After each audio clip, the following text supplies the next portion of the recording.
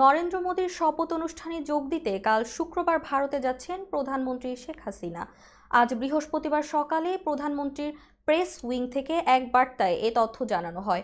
তৃতীয় মেয়াদে ভারতের প্রধানমন্ত্রী হিসাবে শনিবার শপথ নেবেন নরেন্দ্র মোদী। এর মধ্য দিয়ে কংগ্রেস নেতা জওহরলাল নেহরুর পর টানা তৃতীয়বার দেশটির প্রধানমন্ত্রী হচ্ছেন তিনি। এমন অবস্থায় ফোন করে নরেন্দ্র মোদীকে অভিনন্দন জানিয়েছেন বাংলাদেশের প্রধানমন্ত্রী শেখ হাসিনা। কথোপকথনের সময় ভারতের নতুন সরকারের শপথ অনুষ্ঠানে তাকে নিমন্ত্রণ জানান মোদী এবং তিনি সে নিমন্ত্রণ গ্রহণ করেন।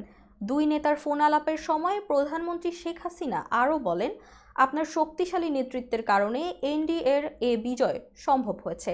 এ সময় শেখ হাসিনা আশা প্রকাশ করেন, এ বিজয়ের মধ্য দিয়ে ভারত ও তার জনগণ বিশ্ব অঙ্গনে আরও এগিয়ে যাবে। এছাড়াও বাংলাদেশ এবং ভারতের মধ্যকার সৌহার্দ্যপূর্ণ, বন্ধুত্বপূর্ণ ও সুপ্রতিবেশী সুলভ সম্পর্ক আরও উন্নতি হবে বলে আশা প্রকাশ করেন তিনি।